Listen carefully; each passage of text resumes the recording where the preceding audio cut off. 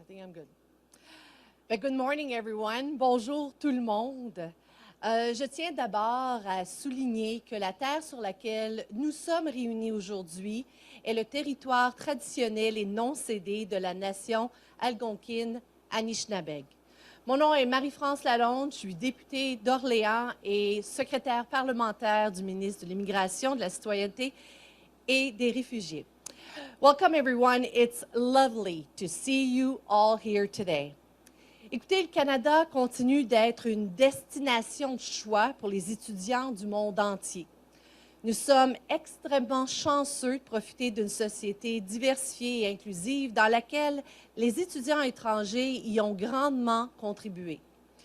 Lorsqu'ils arrivent au Canada, ces étudiants procurent d'énormes avantages sociaux, culturels et économiques lorsqu'ils choisissent d'étudier dans une institution canadienne.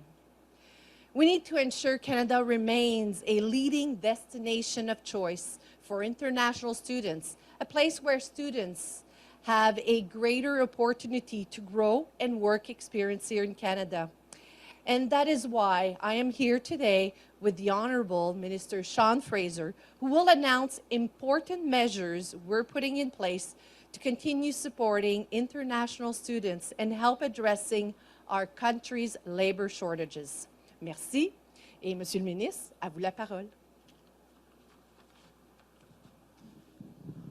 Merci Marie-France et merci tout le monde pour être ici avec nous aujourd'hui. It's a real pleasure to be here. And first, thanks so much to our hosts here at Happy Goat. You know, this is a coffee shop near the University of Ottawa campus that actually employs international students. And it's a really great pleasure to be here with the team at Happy Goat today to share what I think is some important news for an important economic policy that's going to help address the labor shortage. You know, international students are, in my view, enrich and contribute to Canada in so many different ways. They help diversify Canadian communities and schools. They help combat the demographic trend of our aging population and help grow our economy. Many are also part of our labor force who gain valuable Canadian work experience when they study and help businesses grow who are in search of talent.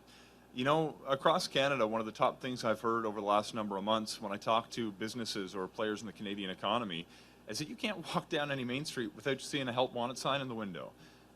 We've had an extraordinary economic recovery from the depths of the COVID-19 pandemic. And what we've seen is that Canada has bounced back as strong as any economy in the world. We've seen GDP has bounced back well above pre-pandemic levels. We see that about 115% of the jobs that were lost during the pandemic have been recovered. And we have about the lowest rate of unemployment, not just since the beginning of the pandemic, but in Canada's history, since we started keeping track of those statistics more than half a century ago. Despite this economic success, we're still dealing with an economy that just a few months ago had nearly 1 million jobs that were available, and businesses have been trying to fill those jobs. Nous faisons face à des graves pénuries de main-d'œuvre partout au pays. Nos employeurs ont la difficulté à trouver et à conserver les travailleurs nécessaires en cette période de reprise économique et de croissance, et l'immigration a un rôle à jouer pour combler ces besoins. That's why today I'm announcing that we're adding another important measure to help fight against Canada's widespread labor shortages, while also continuing to support international students. Beginning on November 15th until the end of 2023, we're lifting the limit of 20 hours per week that eligible students are allowed to work off campus while studying. This means that more than 500,000 international students who are already here in Canada are going to be eligible to work more if they choose to do so. This change is going to help sustain Canada's post-pandemic growth and provide a boost to thousands of employers looking to add to their staff for the upcoming holiday season, particularly in sectors that are facing the most severe labor shortages. It's also going to give many post-secondary students a greater opportunity to support themselves, to gain work experience in Canada, and in many instances actually in their field of study as well. I want to share some details as well about some changes we're making to study permit extensions. This year, by the end of August, just to get a sense of what the volumes are that we're dealing with, we've processed more than 452,000 study permit applications. During the same period in 2021, which is actually the all-time record before this year, we processed 367,000 applications in the same period. It's clear that we're speeding up this processing, but we know that we can do even better as more international students set their sights on Canada as a top destination. So today we're also announcing a new pilot program that's going to help automate the processing of applications to extend study permits. The approval rate for study permit extensions is consistently very high. We're talking 96% this year, 97% last year. So it's an ideal group to pilot a new idea that will automate study permit extension applications. Ces projets pilotes seront lancés auprès d'un petit groupe de demandeurs qui commençaient à voir leurs demandes traitées beaucoup plus rapidement. Les demandes qui ne sont pas automatiquement approuvées seront entièrement examinées par un agent, car seul un agent peut refuser une demande. I just want to be absolutely clear. There will be absolutely no application that could be automatically refused, only automatically approved through this measure. IRCC officers are the only people who can refuse applications. We do not have the ability for the system to do that without a human being actually performing the task. And this pilot's actually going to free up our officers to focus their efforts on more complex applications and continue to help reduce immigration backlogs. Si ce projet pilote réussit, il nous aidera à réduire nos délais de traitement globaux ainsi que nos arrières, permettant à nos clients d'obtenir plus rapidement les services qu'ils attendent et auxquels ils ont droit. L'amélioration de services pour tous les clients qui accèdent aux services du gouvernement du Canada est pour nous une priorité absolue en ce moment, et les étudiants étrangers ne font pas exception. Today's announcement builds on certain measures we've shared previously, including an announcement that we made at the beginning of August for postgraduate work permit holders whose permit has expired or was soon to expire. Now, foreign nationals whose permit expired or will expire between September 20th of last year and December 31st of this year can continue to work in Canada for an additional 18 months. Eligible foreign nationals who are currently in Canada can also work while they wait for a new permit or for their permit to be extended. Again, to give you a sense of the scale, that policy change helped ensure about 93,000 individuals who studied in Canada could continue to stay and work. The people who've gone through our education system make extraordinary contributions to our economy, and in my view, make tremendous candidates for permanent residency. Les étudiants étrangers procurent au pays d'énormes avantages sociaux, culturels et économiques lorsqu'ils choisissent d'étudier dans un établissement canadien. Alors que de plus en plus d'étudiants recommencent à voyager à l'étranger pour leurs études, nous voulons que le Canada demeure une destination de choix. International students make extraordinary social, economic, and cultural contributions to our country. They contribute billions of dollars to the Canadian economy, fill key gaps in the labor shortage. And in my view, we need to continue to do more to promote the international student program. Over the years, there have been many requests to lift the 20-hour limit on off-campus work, and removing this limit temporarily over the next year is going to help us see the effects. Au fil des ans, il y a de nombreuses demandes pour lever la limite de 20 heures imposée pour le travail hors campus. La suppression temporaire de cette limite nous permettra d'en voir les effets. Nous ne voulons pas que les étudiants donnent la priorité à leur travail plutôt que leurs études, mais nous souhaitons qu'il soit une mesure de compenser certaines de leurs dépenses. We don't want students to prioritize their jobs over their studies, but we do want them to be able to offset some of the expenses. We also want to give them the opportunity to make connections to employers while they complete their program to potentially give them opportunities to stay after the program of study is complete. The study permit extension pilot is going to help us ensure that officers spend more of their time reviewing complex applications, leaving the straightforward applications to be approved through an automated process. If this pilot is successful, we're going to expand the automation process to include more and more of our clients who are applying for a study permit extension. These measures are going to help us speed up processing and reduce wait times for our clients. They're also going to give students more flexibility while they work hard on their studies and help employers find more staff to fill labor shortage. This is a win-win from my perspective. With unprecedented interest in Canada from applicants all over the world, we need to make sure that our immigration system is ready to deliver for them. We've been taking several measures to improve client service by streamlining and modernizing our process over the past year. And with today's announcement, we're going to make sure that the people who are coming to Canada have an opportunity not just to support themselves, but to help contribute to a growing economy. This is a good news day, not just for international students, but for Canadian businesses and the Canadian economy. Thank you so much. Merci tout le monde. It's a pleasure to be here with you.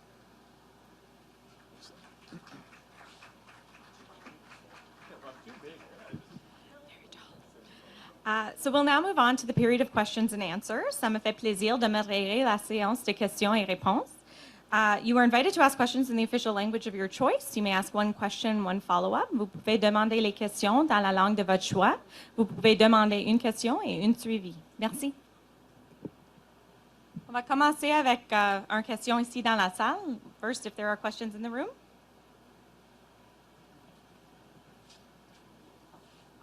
Sure.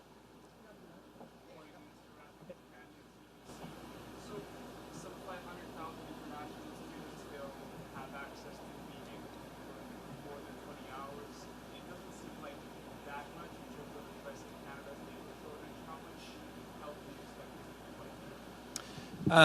You know, it's a hard thing to model because human behavior is a difficult thing to predict. I don't expect that every international student is going to suddenly start working full-time hours. It's going to give them the flexibility to do so, and it's going to help employers tap into a new pool of labor. With respect to the framing of your question, I think it's important that we look at all the levers that we have that we can pull to help contribute to addressing Canada's labor shortage. There's no silver bullet. We need to be continuing to work to enhance skill development for people who are already in Canada, continue to speed up our immigration processing, to get more people here on work permits to contribute to the Canadian labor force. But this is a meaningful change that's going to allow up to in excess of 500,000 students to work more should they choose. Not every student who's in Canada fully avails themselves of the 20 hours that they can work today, but many do. And we want to make sure that those who want to work more have the ability to help address the labor shortage. What's unique about the strategy that we're employing is we're going to be able to learn some lessons over the course of the next year. And we're going to be able to determine whether this is the kind of thing we can look at doing for the longer period of time. So I'm a big believer in real-world data, and we're going to figure out what that real-world data tells us when we make this change for the initial trial period from November 15th of this year until the end of 2023.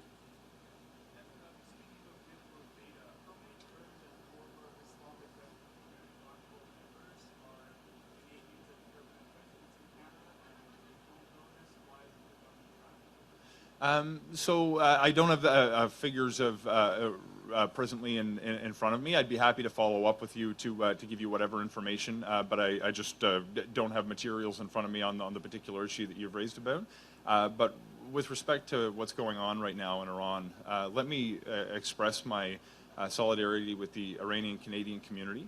I've had many conversations with my colleagues in the days following the death of Mahsa Amini. It's forget as a minister of the Crown, as a human being, you can't help but be shocked by the disgusting treatment of women by the regime in Iran. I'd encourage you to watch closely for some of my colleagues for what they may have to say in the days ahead on further measures, in addition to the sanctions that were announced by Minister Joly earlier this week.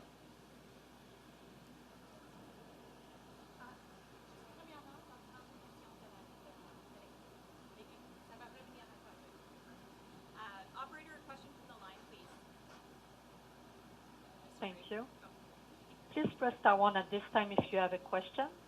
S'il vous plaît, appuyez sur étoile 1 maintenant pour poser une question. Nous allons prendre la première question de Kim Vermette, Radio-Canada. Allez-y, la ligne est ouverte. Hi, so I have a question for Minister Fraser. We can read this morning on CBC Radio-Canada that your government is thinking about regulating 10,000 status for people. So, sorry, the audio quality is not very good. I can't understand the question. Would you mind just speaking a little bit more slowly so it's easier to hear in the room? Is it better that way? That's a bit better, but it's still kind of muffled. But let's give it another try. Okay, I'm really sorry about that. So I'll try again. So my question is that we can read this morning on Radio-Canada that your government is thinking about regulating status for about 500,000 people. I just want to know, what can you tell me about this? So look, thank you for the question. One of the mandate letter commitments that the Prime Minister has tasked me with is to develop a program to expand on pilots that we established previously that will provide status to undocumented workers who are living in Canada and making a positive contribution to our communities. We've seen some early signs of success with the pilot that we've done in collaboration with the Canadian Labour Congress for out-of-status construction workers in the GTA and Hamilton. And we've also seen a really interesting program through the pandemic called the Guardian Angels program, which helped provide a pathway to permanent residency for some frontline healthcare workers. We know that there are a significant number of people who are living without status in Canada that are making positive contributions to our communities. So I'm looking at different options as to what we may be able to pursue. We don't have a program ready to roll out at today's announcement, of course, other than the announcement that we just shared. But I look forward to making good on that mandate letter commitment, to doing what we can to provide a pathway to permanent residency for that builds upon the programs that we've announced previously in accordance with the mandate letter commitment that the Prime Minister's issued to me. Thank you for your answer. I can actually hear very badly your answer. I don't know if you answered that before, but if not, can you just talk to me about the timeline when that could be done? Look, I don't have a key date for you. I think we've got an awful lot of consultation and policy work to do to understand the scope of what it is that we're looking to do. But certainly, when I receive a mandate letter commitment, I expect to make good on it during this present mandate.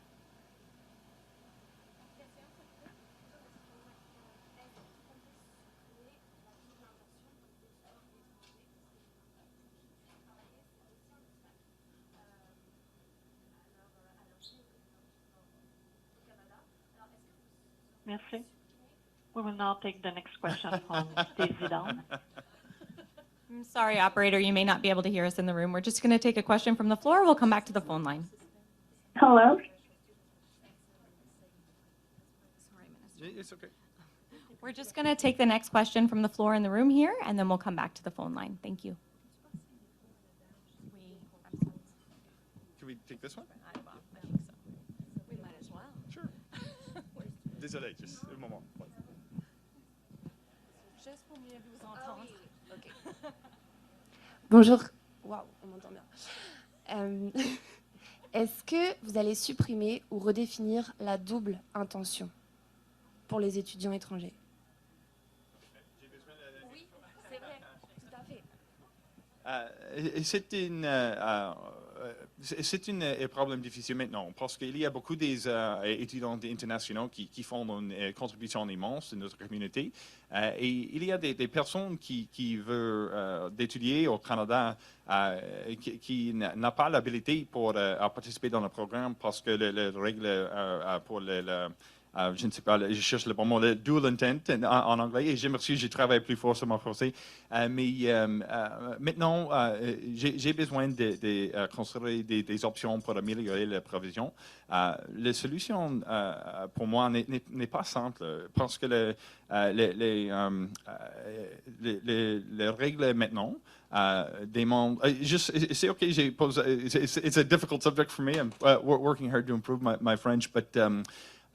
one of the challenges that we have is for many, many years, the way that temporary residency has worked in Canada, whether it's study permits or work permits or tourist visas, is that we're dealing with people who've intended to come temporarily. What we've seen happen over the years is the international student program has actually become an extraordinary pipeline for permanent residency.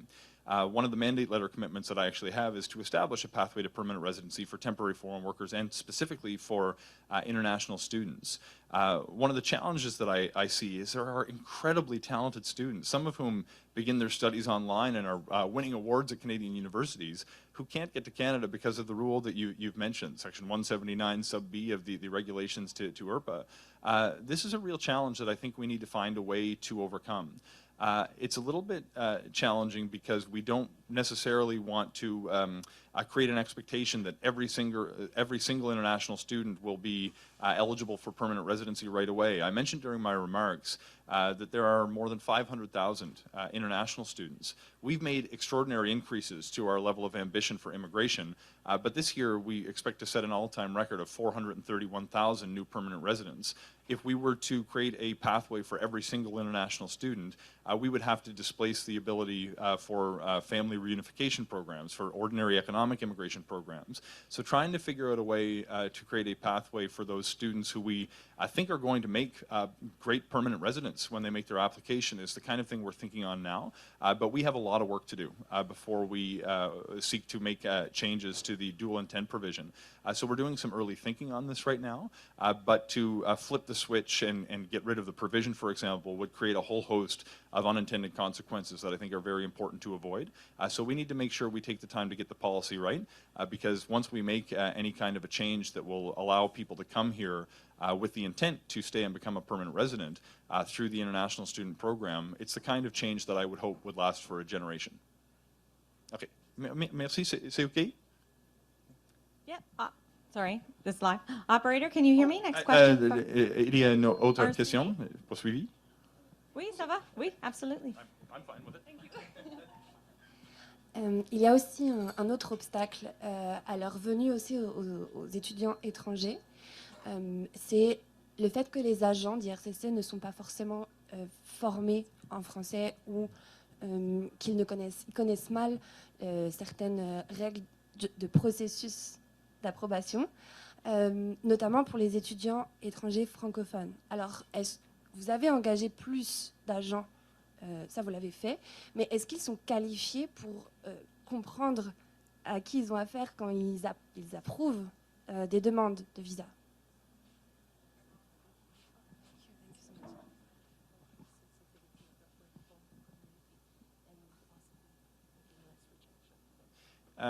Il y a beaucoup de features de cette question et je m'excuse, j'ai besoin de 2 minutes pour prendre une réponse, pour donner une réponse. Mais maintenant, je veux améliorer le taux d'approuve. Okay. Je m'excuse. Okay. Pour les étudiants internationaux francophones. Il y a beaucoup de stratégies qui sont possibles pour améliorer le nombre d'étudiants francophones. Par exemple, quand notre gouvernement a avancé les voies directes pour des étudiants au Sénégal et au Maroc, il y a beaucoup de personnes qui arrivaient après ces mesures. Mais ce n'est pas OK maintenant parce qu'il y a beaucoup de personnes qui veulent arriver au Canada, mais parce que le défi dans les pays d'origine est très difficile pour les personnes de satisfier les obligations pour retourner à le pays. So we're trying to figure out right now what we can do to overcome that particular challenge to actually increase the rate of approval for Francophone international students. This is a massive opportunity for Francophone communities across Canada. When we can bring in international students who become trained in Canadian institutions and want to live in Francophone communities inside Quebec and outside of Quebec, we have the opportunity to make sure for a generation to come that people who want to live in Francophone communities and raise their children in French schools and French daycares receive health and education services and their language of choice. One of the ways that we can do that is continue to bring international students who are Francophone who can study here. The question that you've asked in respect of the measure that we've announced today will apply equally to students who are Francophone and Anglophone. I don't have a crystal ball, but my expectation is that Francophone international students who are already here are going to be able to work for businesses that are serving Francophone communities, are going to be able to get a foothold that will help them develop work experience. Whether we're going to be able to have this particular change, have them better understand the cultural norms that exist within Canada in Francophone communities is something that we'll be very interested to watch. One of the things that I'm really excited about, and I mentioned this in response to Rafi's question, we're going to get to see what happens. We're going to try something new. Between November this year and the end of next year, we're going to be able to talk to thousands of students who have taken part in this changed program who will be able to tell us, is this working? What could we do to improve it? I'm very excited about what we're going to learn over the course of the next year and a bit, because I think if we learn lessons that will allow us to better support international students who come here and could become permanent residents in the long term, I think we would do very well to look very closely at the data and try to learn lessons from it. Minister, you can keep that microphone now. Okay, thank you, I appreciate it. Operator, we can take the next question from the line, please. Thank you. The next question is from Daisy Dong from Halifax, New Haven. Please go ahead. Hello. Good morning, Minister. Can you hear me? I can hear you very well, thank you. Oh, thank you. I have a question on behalf of international students regarding lifting the 20-hour working hours during full-time study. We know that work experience collected during full-time study can be counted for federal skilled worker program under the Express Entry platform. Will this new policy have any impact on their eligibility to apply for Express Entry or any other programs? Will this be revealed at the same time with the release of the new policy? Thank you. So the hours that international students work now are going to be able to increase. So to the extent that somebody works more and demonstrates that they can have greater number of hours in Canadian work experience, that's potentially going to help them qualify under Express Entry streams. One of the things that I'm really looking forward to, in addition to the actual rules and how this will impact their CRS score, for example, one of the things that I'm looking forward to even more is having people build relationships with employers that are potentially going to want to either give them a foot in the door into their field of study so they can actually get their careers off on the right foot. They might actually be able to land full-time jobs after their study because they've been working potentially more hours with an employer who comes to trust them and rely on them as an indispensable part of their operation. There's no question that there's going to be a number of students who fill jobs in the service economy at coffee shops, at hotels or restaurants, but let's not pretend that's the only kind of job that international students are going to be able to do. We're also going to see an opportunity for students who are studying business to work in accounting firms. We're going to be able to see an opportunity for international students who are working in the health sciences to get a job practicing occupational therapy or physiotherapy or whatever their field of study may be. So in addition to getting more Canadian work experience, we're going to see that students are going to develop relationships which are going to potentially set them up for success in the long term. And I'm very excited to see what kind of a trend we'll observe once we see students working more with businesses, not just in key sectors that experience a labor shortage, but also in their field of study. Thank you. Do you have a follow-up question?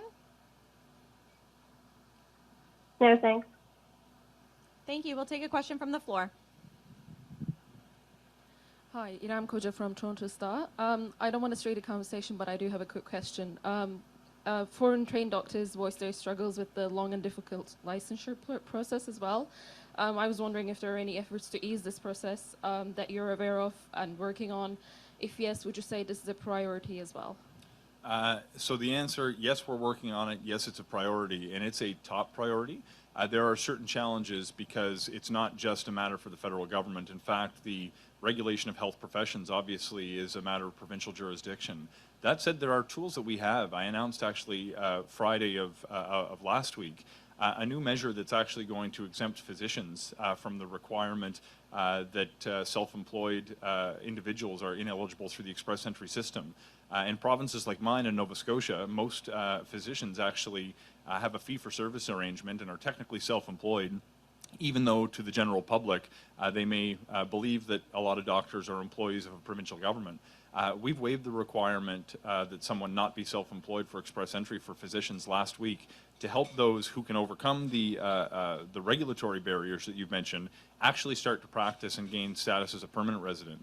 In addition, one of the things that we're working on right now, pursuant to Bill C-19, the Budget Implementation Act that was adopted by the House of Commons in June, are new flexibilities in the Express Entry system that allow us to do targeted draws that focus on sectors where there are key needs and in certain regions of the country. Today, through Express Entry, as you may know, we have a system that will do a drawdown on the highest scoring applicants across the entire system.